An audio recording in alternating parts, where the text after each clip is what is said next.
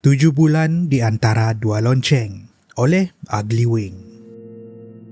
Nama aku Lina, pelajar tingkatan 4 di SMK Beringin Laut, bukan nama sekolah sebenar. Sebuah sekolah asrama di pendalaman Sabah. Kalau tengok dari luar, sekolah ni nampak biasa. Bangunan kayu lama, padang luas dan dikelilingi hutan tebal yang sentiasa berbunyi bila angin meniup. Tapi orang di sini tahu, tempat yang paling biasa itulah yang menyimpan 1001 misteri.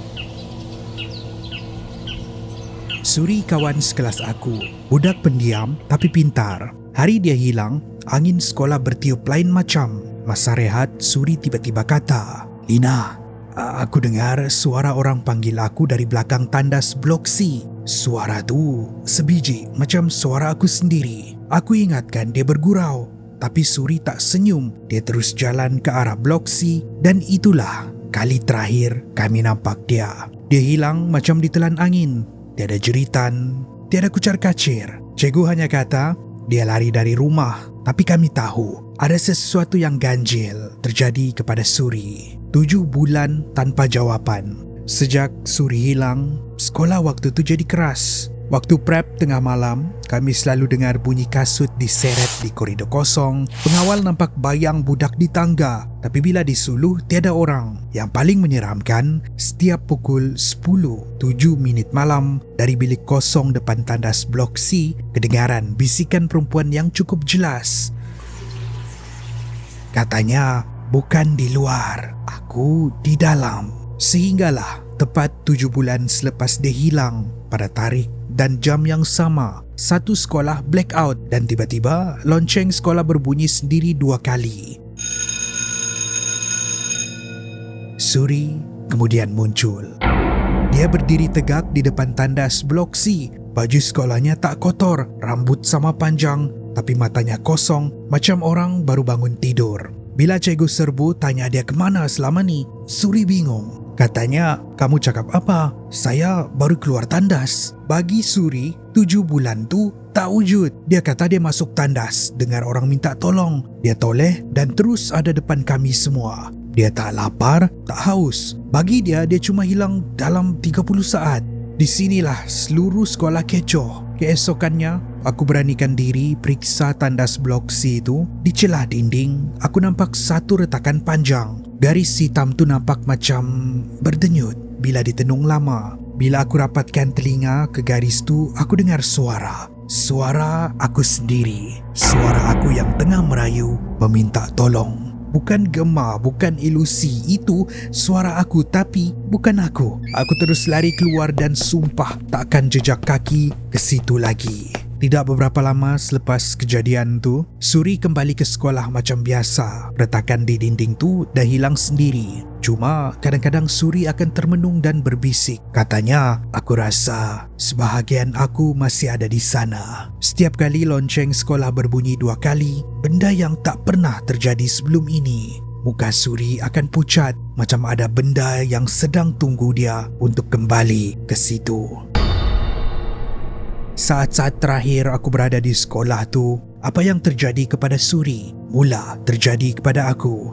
Bila tiap kali aku melintasi tandas di blok C, aku akan mendengar suara bisikan memanggil. Masalahnya, itu bukan suara Suri, tapi suara aku sendiri.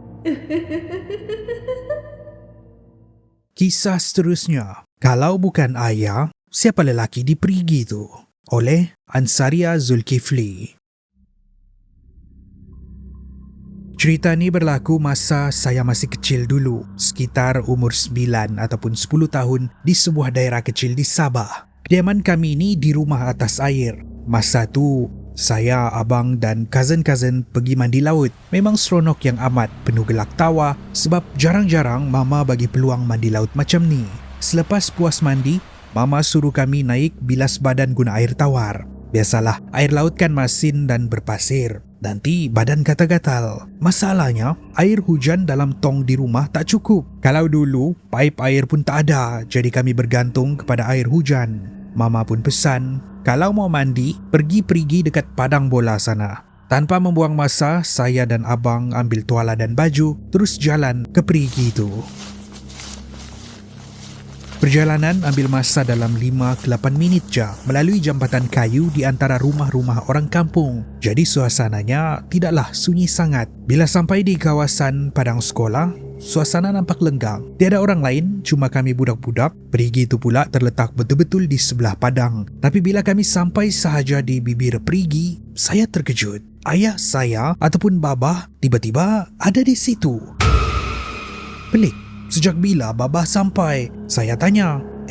Bila babah sampai? Babah jawab tenang. Baru je sampai. Babah naik perahu tadi pergi sini. Sebagai budak-budak, saya pun iakan saja. Babah tolong timba air perigi yang sudah hampir kering tu dan mandikan kami semua sampai siap. Selepas selesai, kami pun bergerak balik. Saya orang terakhir yang tinggalkan tempat tu. Sempat lagi saya menoleh ke belakang. Nampak babah masih berdiri di tepi perigi memandang kami. Tapi bila sampai saja di rumah, lutut terasa lembik. Babah yang baru saja mandikan kami di perigi tadi sedang duduk berehat di rumah.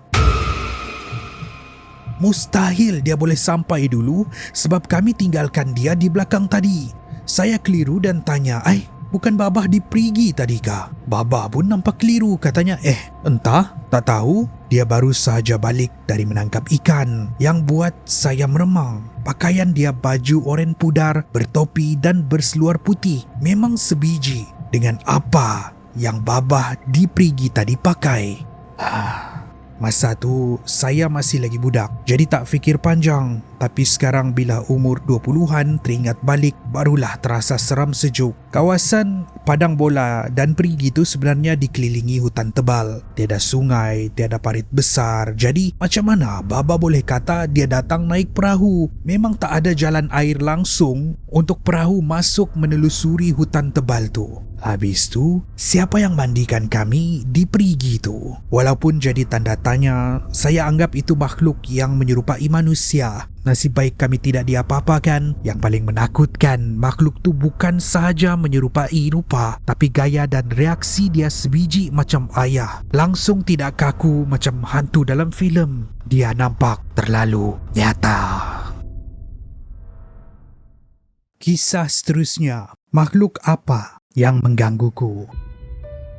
Siapa yang pernah tinggal di kuartus pekerja estet atau pertanian di Sabah pasti faham suasananya. Dulu, bekalan elektrik ada jadual dia. Tepat pukul 12 malam, generator akan dimatikan dan hanya akan dihidupkan semula pukul 6 pagi keesokannya. Gelap gelita tu perkara biasa. Kisah ni terjadi masa aku tingkatan 1 tahun 2002. Entah kenapa, aku lebih selesa tidur bersendirian di ruang tamu berbanding di bilik. Gangguan bermula pada satu malam, sejurus lepas lampu padam. Aku terjaga apabila terasa ada kuku tajam yang menyentuh kaki. Dalam kegelapan tu, aku menyangka ia kucing yang masuk dan bermain-main. Tanpa berfikir panjang, aku tarik selimut, tutup kaki dan sambung tidur.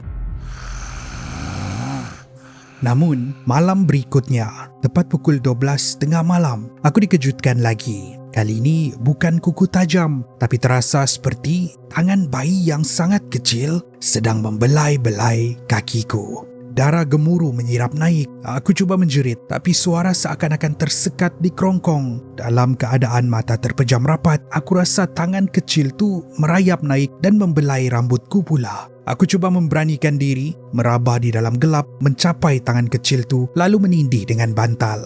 Aku tumbuk bantal tu berkali-kali sepenuh hati. Tapi apa yang pelik, sekelip mata aja tangan kecil tu sudah kembali berada di kepala aku, membelai rambutku dengan lembut. Tuhan saja yang tahu betapa takutnya aku waktu tu. Aku terus menyelubung seluruh badan dengan selimut, tapi sia-sia. Aku masih dapat rasakan tangan tu membelai kaki dan kepala aku dari luar selimut. Menggigil ketakutan, terkumat kamit aku membaca ayat suci Al-Quran yang terlintas sehinggalah aku terlelap disebabkan keletihan. Hampir sebulan aku diganggu makhluk kecil tu. Setiap malam aku akan terjaga dengan belayan dia, kaku dalam ketakutan. Sehinggalah pada suatu malam ketika tangan tu sedang rancak membelai, tiba-tiba ayahku keluar dari bilik membawa lampu suluh mahu ke tandas. Cahaya lampu tu terpancar ke arah aku yang sedang tidur. Anehnya, sebaik sahaja cahaya terkena tempat aku baring, gangguan tu hilang serta-merta. Aku memberanikan diri membuka mata, kosong. Tiada apa-apa di situ, malah kucing pun tiada. Akhirnya aku mengalah dan menceritakan hal ini kepada ibu. Ibu terkejut besar dan memarahi aku kerana lambat memberitahu dia. Sejak kejadian tu, ibu mengharamkan aku tidur bersendirian di ruang tamu. Sampai ke hari ini, aku masih tertanya-tanya, makhluk apakah yang mempunyai tangan kecil dan menghantuiku di kuartus pekerja estet di Sabah. Sejak nenek meninggal, sekarang rumah ni kosong. Tapi siapa perempuan yang ada di dalam rumah ni? Kalau boleh, aku nak elak shift lewat petang. Kenapa? Sebab kalau petang mesti dia akan datang.